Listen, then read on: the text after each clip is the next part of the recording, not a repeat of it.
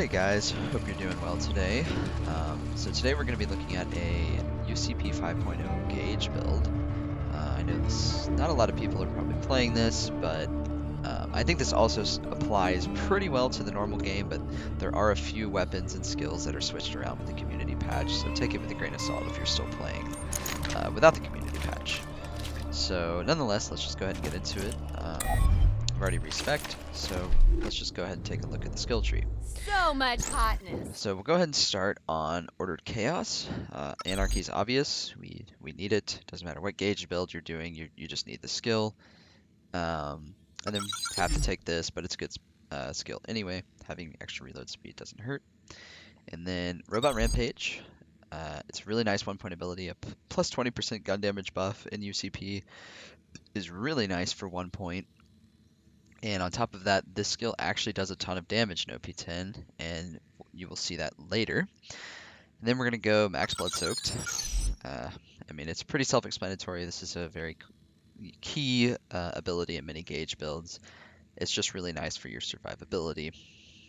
And we'll get Discord. For obvious reasons, we don't want to accidentally lose all of our Anarchy stacks, and it can be very good to run Discord on this build. You can just kind of let it go. Don't have to worry about Anarchy so much on this build. Now we'll move to the middle tree. So we're using a legendary catalyst mod. That's going to be why all these are getting boosted. So we're going to do more pep, maxed. This build is pretty elementally focused. So any extra bonus here to getting those elementals applied is very good. Then we're going to max Myelin. Shield capacity, can't complain, and getting some shock damage resistance is also good because you're probably going to hit yourself with shock damage more than once with this build. Then we're going to take the reload speed, and it's a nice little shock storm bonus damage with that. And then we're going to max both electrical burn and evil enchantress. So electrical burn gives a 40% chance to apply an electrical burn whenever we apply electrocution. There's a chance that they'll burn, and this can be, I wouldn't say the damage is insane, but it's very nice for survivability, especially in OP10. It's a nice extra damage over time that can, if you pull out a Moxie weapon or whatever, it's going to keep you topped off. And then Evil Enchantress, continuing with this elemental theme, we're going to go ahead and max it. Plus 60% elemental effect damage. Your damage over time is pretty significant with this build, and some of the guns we're going to be using in this build do a ton of elemental damage, so this synergizes incredibly well. And then continuing the theme, we'll go ahead and get Wires Don't Talk. So we have more shock damage, more elemental damage. It's just good. And then Make It Sparkle's nice. Especially in UCP, it gives the elemental effect chance and damage, plus 30%. That's nothing to scoff at. And it's really nice to be able to slag Deathtrap or whatever element you want to give him. It's just useful. We'll take a value point in Interspersed Outburst. Nice little damage buff and free slag. And it synergizes with our comm. And then we will actually take 1-2 Boom, which is kind of garbage in the main game. So if you're not using the community patch, don't get this. However, it actually does quite respectable damage, even on the OP10, and a plus 15% explosive damage is actually quite nice as well, especially if you're using the like the peak opener, sword explosion, like it's good. Okay, so now I think this one is a little bit debatable and almost a playstyle preference. If you're going through Digistruct Peak, I would recommend cooking up Trouble because there's not a lot of enemies to ricochet off. But if you're just doing general mobbing, I would definitely go Close Enough. And that's where we're going to be doing, so we're going to get Close Enough. And then we're going to go ahead and grab Buck Up. The active ability is okay. Deathtrap's a little buggy with it, so it ends up being useless pretty often, but 15% shield capacity is nice. And then we're going to grab the fire rate with the better half, 60%. That's pretty substantial. It's good. Upshot Robot. This really helps Deathtrap. Having him around longer is nice. It doesn't really matter if he's doing a significant amount of damage or not. It's just important that he's soaking up aggro for you. And then we're going to max Unstoppable Force. So that's another survivability tool and mobility tool. Excuse me. And then Made of Sterner stuff to continue down the tree. I think the damage reduction is nice because it applies to both of you, and it helps Deathtrap do a little bit more damage. And with the community patch, melee damage scales more, so this skill actually does help. And then we'll get our cooldown, and of course sharing is caring.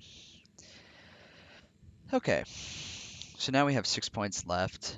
I think a lot of this is preference. You could max typecast Iconoclast, which will allow you to get Rational Anarchist if you want to go a little bit more damage heavy. Or you can max Strength of 5 Gorillas to give yourself some gun damage and also buff up Deathtrap and use that last point with maybe Explosive Clap or the Stare. And the Stare and Explosive Clap are both a lot better in the community patch, so it's not such a terrible idea anymore. And I think that's what we're going to do. We're going to do Strength of 5 Gorillas and the Stare. And that's the build. Zoom out so you can see it better. But it's a pretty flexible build. The elemental damage is incredibly high. Survivability is good as long as you have a Moxie weapon, or you can switch the points into cooking up trouble from close enough. DOT is nice, and I pretty much ran with this exact build all the way up to OP10 through the peak, so it's viable for pretty much any type of gameplay. The only change I would recommend if you're trying to get through the peak is take those points out of not made of Sterner stuff. Strength of 5 Gorillas right here, put it here, take the points out of the Stare, put it into Rational Anarchist. Having a little bit more anarchy in the peak is very helpful. Okay, so let's move on to the gear. So for the slag weapon, we have the slow hand. It's a nice Moxie weapon.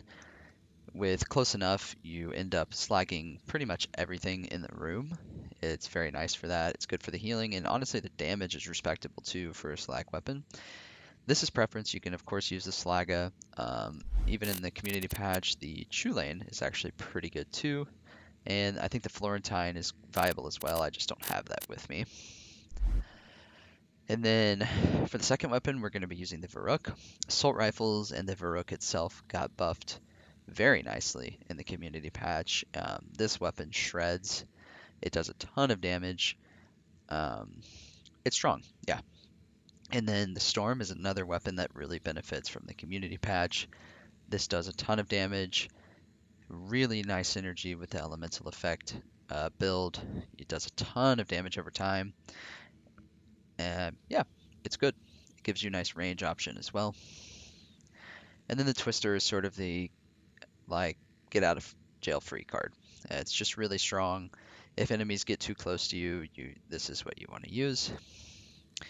And then we're using the grounded Whiskey Tango Foxtrot, protect ourselves from some shock damage because we're going to be doing a lot of it. But I want to use them both. I think this is the best one for mobbing and just general gameplay. It ends up doing a lot of damage, and it's quite good on Deathtrap. He'll send off these IEDs everywhere. They don't hurt you anymore in the UCP, so it's good. I just realized this is OP8. Yeah, that should be OP10. But anyway, outside of that, I would recommend the Blockade's really good for survivability. This actually helps Deathtrap quite a bit too. Hide of Terra is an obvious one. It's very good on Deathtrap. You can always just use this and then summon Deathtrap, then switch to the shield you would like to use. And then the Black Hole, I think, kind of competes with the WTF. They're both good mobbing shields. So I think it's really preference. I think all of these are fine. And there's obviously other viable ones too, like the Antagonist and other Nova or Void shields. But these are the ones I've enjoyed the most and got me the best results. So, and then the class mods, the Catalyst, we're going for an elemental damage build. This is going to help boost those skills that we need the most. Grenade, I switch out a lot. Quasar's good for mobbing. Electric Chair is good for damage, but it often crashes my game, so I don't really like that. And then if you feel like you're having issues with slag, both of these are very good options. This one heals you, the O negative. It's a lot better in the community patch with the lower fuse time. And then for pure damage, of course the Stormfront, Electric Chair again, and the Chain Lightning. I actually find myself using the Chain Lightning the most. It's spammable, regens grenades, and actually does a ton of damage with a shock build. And then your typical Bone of the Ancients.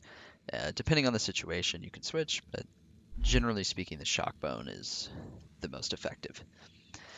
And then we have a bunch of other backup guns here. Um, the hail is incredible.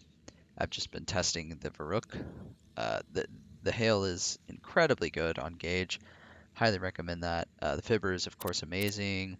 Shock Slow Hand's nice. Sword Explosion's good. Volcano is pretty good with high anarchy. Hellfire is very good for the damage over time build. Yeah, and so on. All of these are pretty effective weapons with Gaige. The Peak Opener is pretty much why we took that 15% explosive damage. Synergizes really well with the shock. You will hit like a truck with this. So yeah, I think it really comes down to preference, and there's more stuff you can use, but this is typically what I prefer to use. Can use a grog if you feel like you're having trouble with survivability. I typically don't. The slow hand plus chain lightning is more than enough, especially if you're applying damage over time, which you will be with this build. You can just switch to the slow hand or use the hail and you should be totally fine. So yeah, that's pretty much the build. And now we can show a little bit of gameplay with it.